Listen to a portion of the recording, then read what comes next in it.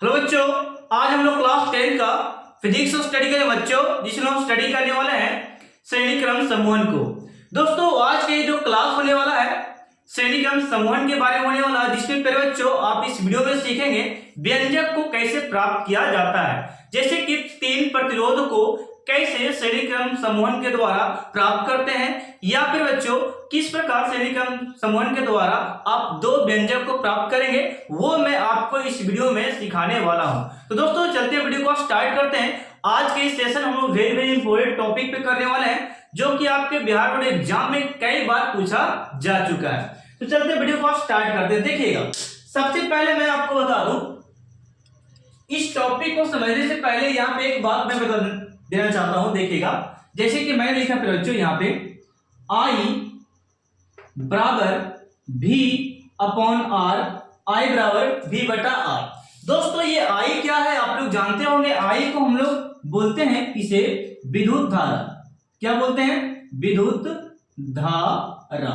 इसे आप बोलिए क्या? विद्युत धारा। यानी कि विद्युत धारा को डिनोट किससे करते हैं? I के द्वारा डिनोट करते हैं, जिसे इलेक्ट्रिसिटी कहा जाता है। ओके, नेक्स्ट आपका है ये वाला, इसे आप लोग वोल्ट का नाम देते हैं। ये जो आपका विभवांतर, इसे बोल सकते हैं। क्या बोलेंगे? विभवांतर। क्या बोलना है? विभवांतर। और नेक्स्ट पे बच्चों ये जो आपका है रेजिस्टेंस, जिसे हिंदी में हम लोग प्रतिरोध कहते हैं। क्या बोलते हैं? प्रतिरोध। तो फिर बच्चों यदि आप लोग को प्रतिरोध के बारे में पता है कुछ, तो मुझे कमेंट कीजिएगा। विभवांतर के बारे में जानते हैं तो वो भी मुझे कमेंट कीजिए। यदि फिर बच्चों आप विद्युत धारा के बारे में जानते हैं तो ये भी मुझे कमेंट कीजिएगा।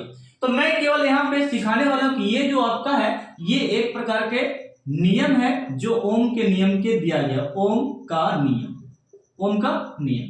अगले वीडियो में, नेक्स्ट वीडियो में मैं आपको बताने वाला हूं ओम के नियम कैसे सत्यापित करते हैं, कैसे सिद्ध करते हैं, ये मैं आपको बताऊंगा। फिलहाल मैं अभी के लिए I बराबर V बटा R आप लोग याद रखिए, एक फॉर्मूला है। ठीक है, चलिए मैं कौन सी इरेज कर रहा हूं, स्क्रीनशॉट ले लेना। ठीक है, अब देखिए फिर थोड़ा सा यहाँ पे मैं फिगर में आपको बता दूं कि ये मैंने ये जो लिया है, ये जो आपका है एक प्रकार का तार है, जिसमें मैंने एक स्विच लगा के रखा है, और ये आपको बैटरी कनेक्ट है। और ये जो तार है ना, तार में मैंने स्विच लगा दिया, ये बैटरी कनेक्ट है। और इससे देखेगा इसमें जो है प्लस माइनस जो है ये आपका बैटरी है, बैटरी का चिन्ह हो गया, साइन हो गया फिर बच्चों। और यहाँ से प्लस यहाँ पे आई धारा बह रही है, करंट आई बह रहा है। ठीक है ना, आई बहा। तो इस तार में मैंने फिर बच्चों यहाँ पे देखिएगा तीन रेजिस्टेंस को मैंने जोड़ रखा है। देखिएगा रेजिस्टेंस 1, R2, यहाँ पे क्या हो गया R3। ये जो आपका रेजिस्टेंस है तीन अलग अलग स्टेप में जोड़ा गया है।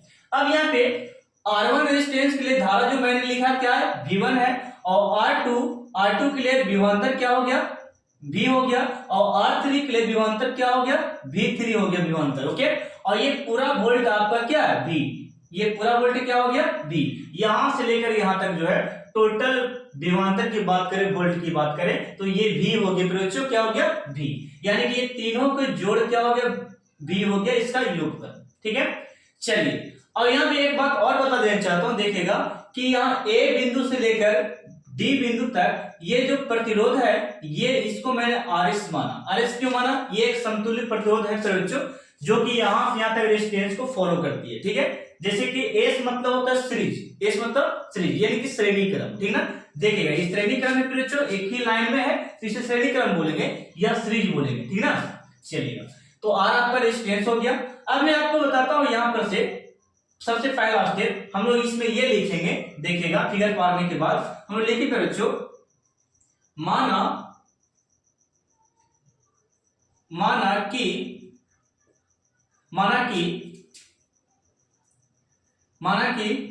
V1 बराबर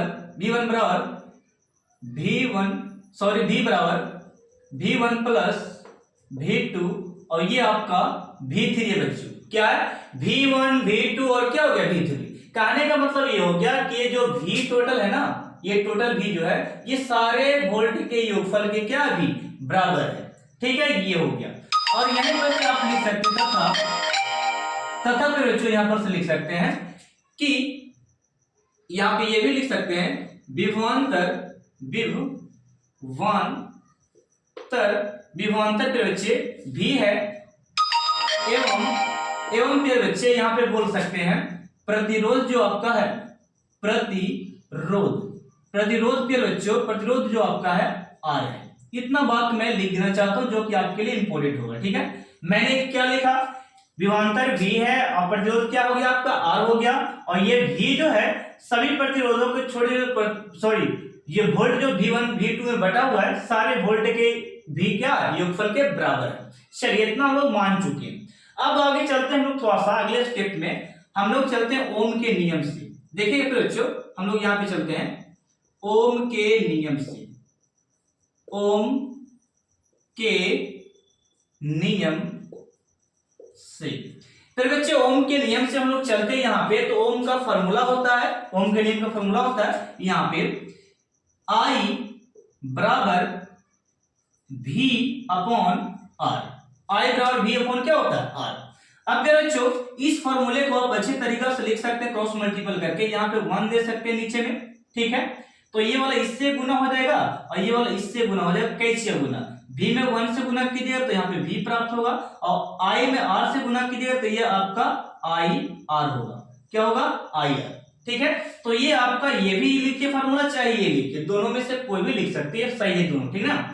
अब ये बच्चों जब V बराबर हमको प्राप्त हो गया I इंटू R यानी कि धारा इंटू प्रतिरोध, तब हम लोग यहाँ पे समीकरण प्राप्त कर सकते हैं एक एक करके। यानी कि यदि हम V1 निकालना चाहें, V1 फिर बच्चे वोल्ट 1 निकालना चाहते हैं, तो वोल्ट 1 को निकालना चाहते हैं फिर बच्चों, तो इसी फॉर्मूला पे I को I हम लोग रहने देते हैं। I को मैंने क्या लिखा, I लिख दिया।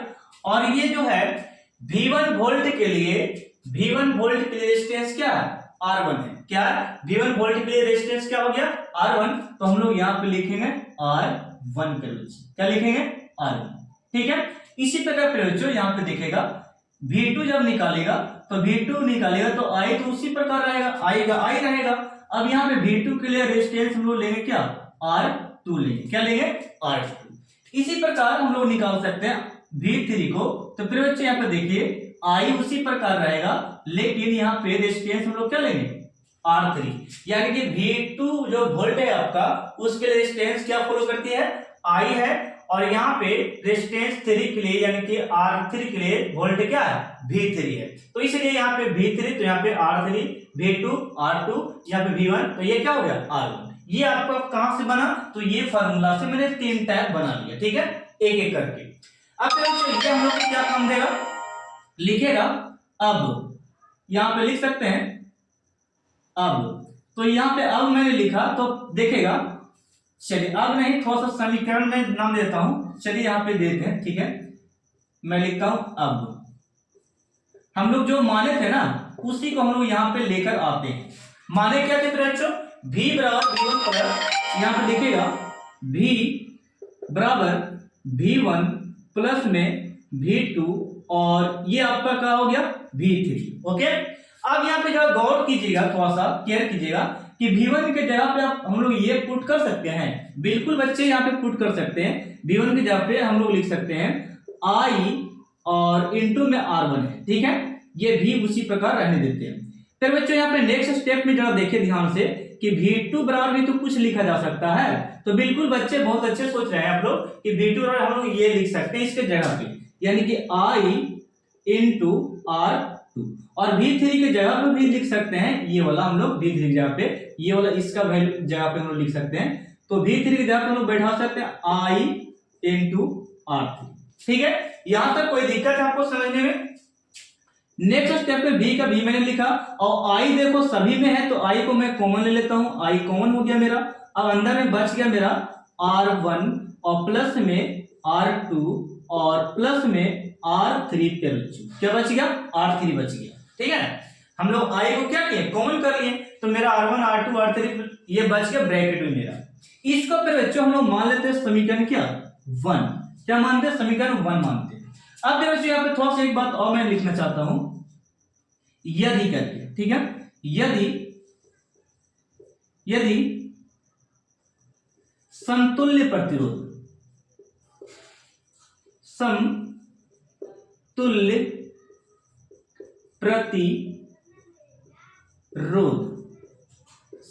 प्रतिरोध के बच्चों मान लेते हैं ये RS है, यानी कि सीरीज जो है ना यहां से लेकर यहां तक, ये A पॉइंट से D तक सीरीज क्या आपका RS मान लिया, क्या मान लिया RS मान लिया, ठीक है।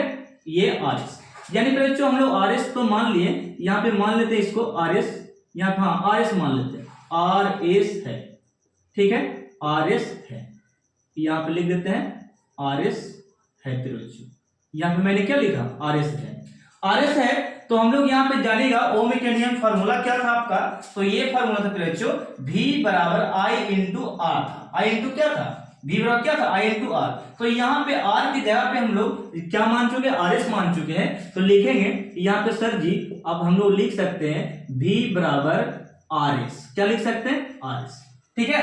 ओम के नियम की जो फॉर्मूला था, V का V मैंने रहने दिया, I को I रहने दिया, और यहाँ पे समतुल्य प्रतिरोध क्या मान लिए थे, RS मान लिए थे, ठीक है, तो ये RS हो गया।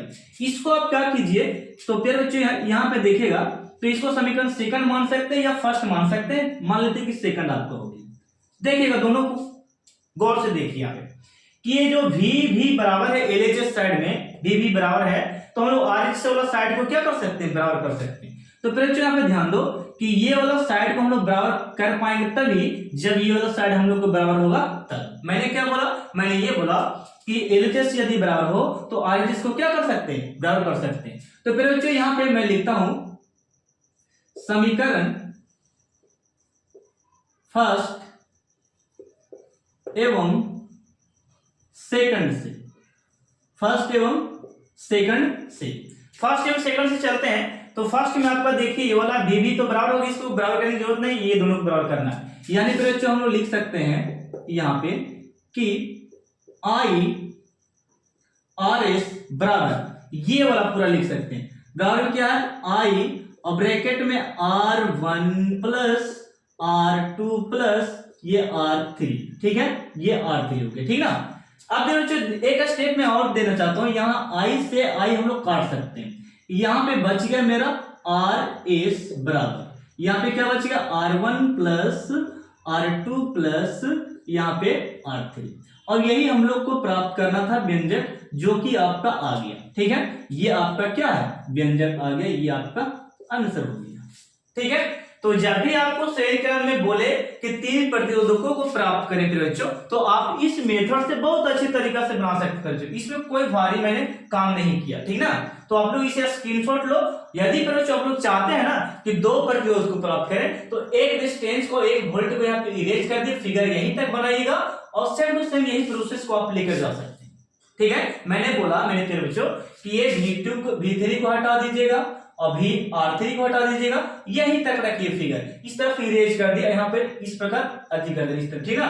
तो ये आपका 2 हो जाएगा, यहाँ तक 3 नहीं मानने की जरूरत, हम लोग को कितना मानेंगे, 2 तक मानेंगे, तो 2 तक लेके जाएगा आप लोग, ठीक है। तो ये आपको 2 व्यंजक भी प्राप्त कर सकते हैं इसमें। अगर 4 व्यंजक बोले तो 4 को ऐड कर दीजिएगा, 5 को बोले तो 5 को ऐड कर दीजिए, 2 को बोले तो 2 ऐड कर दीजिएगा। यानी कि हम लोग एक सीखें तो हम लोग 2 को बना सकते हैं, 2 व्यंजक वाला भी और 4 व्यंजक वाला भी, जितना व्यंजक हमसे बोला जाए, ठीक ना। तो ये